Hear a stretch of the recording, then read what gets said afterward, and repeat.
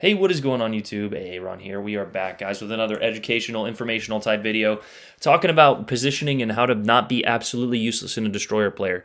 I think destroyers are the most important class, and this was captured from a live stream highlight the other day. I think we were trying to play Call of Duty or something. That's why I'm dressed like an idiot. But um, anyway, we have not domination here, capture the base. So your job changes a little bit as a destroyer when it's just capture the base. In domination, you should go straight for the nearest cap point. And again, we talked about in our cruiser positioning video yesterday. And I'll put in the time I started this video. I started that video like a month ago, and I just never put it up. And coincidentally, Peak put up his Des Moines video the same day, so it looks like we're copying each other, but we're really not. But anyway, in that video, we talk about going for the nearest domination point unless it is a detriment to your ship. And in this case, the middle capture point at B would be, so I would go to A normally. I would take the same path that I am here. Now, the Oyster Gotland is a jack-of-all-trades destroyer. It has great AA, it has good guns, it has decent torps, it has decent concealment. It does not have smoke, and you lose a little bit in terms of your accuracy if you're running AA build, or I actually think I have aiming systems on here, but you still will get trolley salvos, so don't think that you can outgun everything. And we are running a little bit of a torp focus build. I will put that build on the screen for you guys here, but anyway, kind of to the points of the video, as we lose a P-bag in under 90 seconds. I don't understand how people can get ships at the highest tier, and just like in the Des Moines video yesterday, or whenever I post this, and Iowa donated his health in 90 seconds. Guys, you are more important to your team alive than you are dead, I promise you. Now, that does not mean sit at the back of the map, and this game is pay attention to the amount of times and just our position and reposition in this map. This game comes down to the wire, and I do have to give credit to 2 or 3 of our ships here, but in the meantime, we've got a Musashi, and this is the first time I actually use a little bit of the stagger torp. So now you can, I think on the live stream, I'm actually counting here. I wanted to count to like 10 or 15 seconds. So that way, if we hit one torp or get a fire on this Musashi here, he will put that out, especially if he gets a torp. Usually when battleship players get hit by a torp, and even some, uninformed or unaware battleship players will put out a single fire, but he probably put that out. As you can see, his health not ticking and our damage total not ticking. So we launched the second set in hopes to get him on here on a permanent flood. Now we also shoot here, but we have this island cover. The reason we do that is so we can get behind the island and go undetected. You do not have smoke, so we get 2 torp hits there and a perm flood. And I think do I cheese a fire? No, we don't. We do not have a fire, but someone else does. And on top of that, we go unconcealed. So a mistake by the Musashi to push that far forward. On top of that, we already have 4 torp hits and 2 floods, and that is the prowess. That is the strengths of the Pan-European destroyers. The torps do not hit for a lot, but if you can stagger them and get aggressive battleship players or aggressive players to push into them, you can get them on perms, perma floods or perma fires there. So anyway, we're getting a flank here, and I don't advocate for this position too much, especially from destroyer players, but what I'm not going to do is go behind the enemy. I'm going to kind of sit here, and we do have a more torp-oriented build as that Musashi goes down, so that way we can launch torps a little more frequently than we use our guns. The Oyster does have a heal, but you're not going to be too effective if you're constantly gunboating in this thing, as you would with the Friesland. Now, you can see our team's position is pretty poor. They're all behind those central islands there, and our team on the right they're going to go down. I can't quite see here, but we'll blow up the map and just kind of look at it. You always want to have a fairly balanced think of your pieces as think of your ships as pieces, chess pieces, or football players, or however you want to use this analogy of spreading them out. You never want to be in one square, and this happens so much on this map.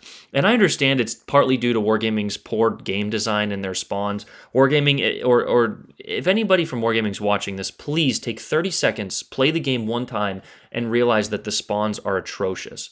On top of that, capture the base promotes passive or aggressive play from people who either don't understand or are too scared to play their ships. But besides the personal gripes with the game, we have that Vladivostok. We're trying to torp him here, but we can see a mass of ships heading towards the center, and we actually cheese a permanent fire. Anytime you can fire when going right, between islands, like that guy was going forward and we were going behind that island, you can throw a few shots because you'll go detected shortly after. Now, we play a little risky game here, and I know Dynasty, he's popped into the stream before. with this Massachusetts, because Massachusetts is a ship that can have a secondary build, and he does. But in the meantime, we also spot a Moss, which I think this was a tier 8 game. So number one, fail divisioning, and number two, don't sit next to your battleships. That's a great way to take torps. But anyway, we're cheesing these blind fires here. We actually almost hit that Vladivostok. Those are what is known as zone torping. We threw those torps in between the islands there. And in the meantime, we're taking up the damage. Now, damage is not your main goal in a destroyer, but there's nothing else we can do here except for throw torps and cheese a few shots at long ranges if we want to preserve most of our health. I play a little bit more passively as a solo player because especially as a solo player, because your teammates in most cases just have no clue. It's very frustrating, but as you know, as upper tier players, most of you guys are watching this video, you need to realize that your ship is more important to your team alive than it is dead. So anyway, we're going to go ahead and throw torps again through the gap here. They're just good torps. We saw that Moss behind there. The Massachusetts was backing up, and I actually think we hit these torps on the Hipper or another ship in the background here, or mines, whatever ship it was. But again, we're utilizing island cover now, and just we're floating back and forth as our second ship gets dev struck. I think that Iowa got dev struck sailing into that mass of battleships. I don't know how he didn't see him, but paying attention to the minimap is crucial in a destroyer. We have not got focused by the carrier this game. The carrier is too busy torping battleships in the back of the map, and there's that torp hit on the mines. But we're trying to influence the game as best we can without getting capture points. Now we see that it looks like a destroyer. You can notice the other ships are not in the cap, so the other destroyer is in the cap. So we're going to tell our team to get at the cap, and I think at this point in the stream, I decide, or in the game on stream, I decide that I'm going to go to the enemy base. I can see that we have so many ships in our base, and I'm not really going to be doing anything further, especially with a carrier in the game. Now, as a carrier player, you need to be spotting for your team. That is more important than destroyer spotting for your team. And you don't have to spot everything. I know if you're on the left side of the map, the ships on the right are not going to get spots, but especially destroyers, carrier players, if you are not going for destroyers, you're not playing the class correctly. I really don't care what you think you know or what you know. You need to be going after destroyers. Now, if that destroyer is low health or not in the game, I wouldn't worry about it too much. But again, my initial play in a carrier is to go after destroyers. And Peak is actually very good at this. If you watch him play any sort of carrier, he always just obliterates the destroyers. But in the meantime, we threw more zoning torps. We saw that Vladivostok was going forward. We actually got him with one, so he should be down to either 1 or 2 damage cons. I don't know if he burnt one on the fire, but anytime you can, like I said, cheese or throw jabs or throw little cheeky shots at ships with limited damage cons like the German battlecruisers or the Russians, you should do so. But in the meantime, we saw that Mines had turned around, and I got to be honest, this Mines, his situational awareness was not great. We're in the base now, and so in my head, I'm like, okay, this Mines is going to come around this corner, so I'm just going to hide. I was getting frustrated because our team was just not shooting at the ships in the base, and what that does is it prevents our cap from being, it prevents us from accruing capture points. In Capture the Base, your points tick at a steady rate throughout the match, but if you're in the base, it stops ticking. So you'll get Capture the Base is one of the game modes where you can get ties if you kill the same amount of ships and you're never in the cap. But as you can see here, we just talked about that Mines. I'm in the base, and this Mines is still lobbing shells at maximum range and actually going away. Now, I do think he will realize eventually as another one of our ships goes down. I don't know what people do when they play this game, but I don't know how all of our ships decided to go down. Now, like I said, I do have to give credit to our carrier player and I think another ship on our team for playing it really well. And that's usually how solo games go. You have 1 or 2 people that have some sort of clue and then 6 absolute potatoes. But the Mines does realize that I've almost half captured his base and he almost gets me with a blind fire here. So I think in the meantime, I turned my AA off. I don't know if I do in this round, but as a destroyer, you want to turn your AA off until a carrier gets over you. Now, I think maybe because I was in the Oyster with a more AA-focused build, we actually leave our AA on. But a good way to get a carrier to miss that initial drop is to turn your AA off. You can do that by pressing RB and then A, I think, on the screen. Whatever the command wheel is, you can select a secondary target and turn your AA on or off, as well as locking your guns, which is a feature Wargaming has added. But we do have our consumable here. We went ahead and popped that. I think the British planes are a little bit tankier. I'm not sure the exact health of those British planes, but we're getting down into the crunch time. We almost got the capture point, but the mines does come in the base here, and I wanted to pop out and see which way he was going. He is coming this way, and again, I'm just not sure of his situational awareness. But anyway, we've got a tough decision here. We've got the attention of the carrier, the mines, and the Vladivostok. So there should only be 2 ships that our team should have to worry about now in the base. So we have to play this very carefully. And I actually do make one mistake here, but this is not it right now. So what we're doing is we're getting away from the mines. The Vladivostok is not a huge threat to me. He does have accurate guns, but it's a battleship. He reloads every 30 seconds. In the meantime, though, the carriers comes back, and we do not have our consumable, so we won't be able to shoot down as many of his planes. But anyway, but we still have good AA regardless. So we're just going to keep dodging. For every carrier except for the Russian carriers, you want to turn in away from the bombs, meaning you don't want them to line up on your bow or your stern, and you want to turn into torpedoes, if that makes sense. So the bomb reticle is an oval for most ships except for the Graf Zeppelin, I believe.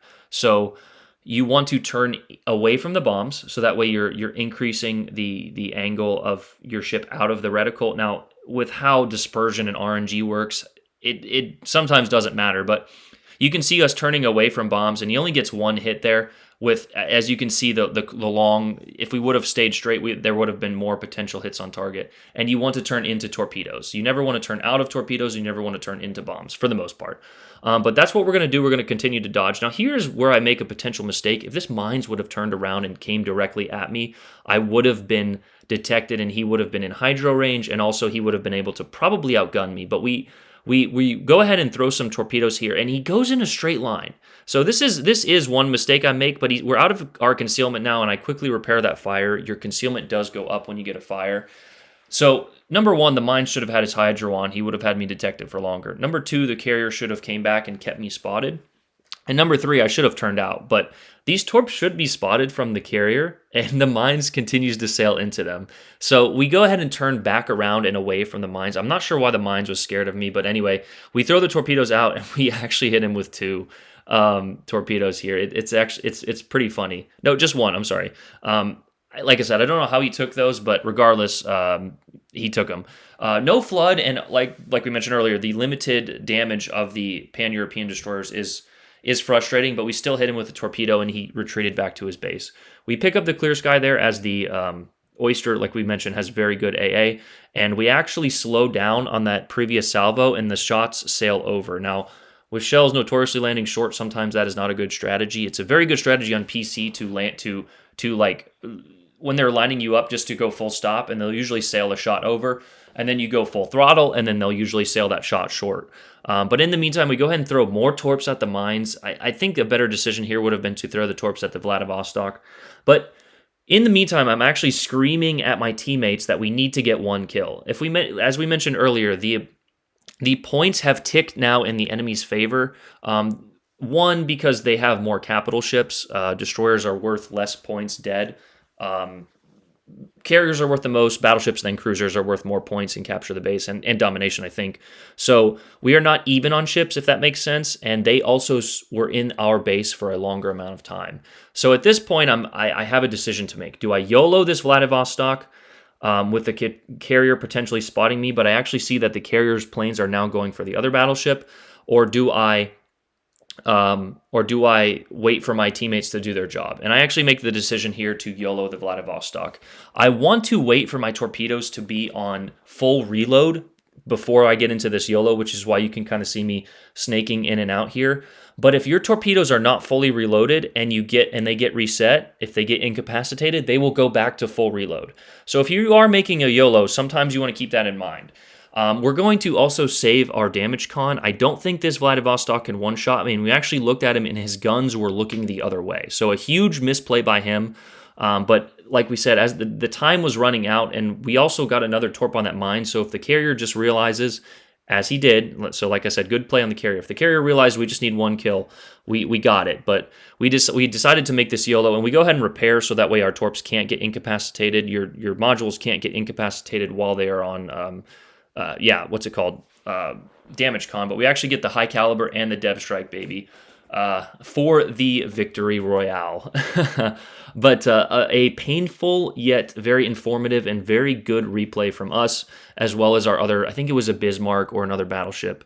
And yeah, it was just, it's always fun and frustrating playing solo as my girlfriend comes in and gives me something here off screen. But 165k, a high caliber, a clear sky, and a devastating strike for the victory. Only one kill, but as we've mentioned before, damage and kills are irrelevant. So shout out to our team there. We had 3 pretty good scores. I guess the Musashi did things as well, but the carrier, that Mass, and the Musashi played very well, all 2k base. Well, the Parsifal didn't get 2k, but he did things that helped secure our win.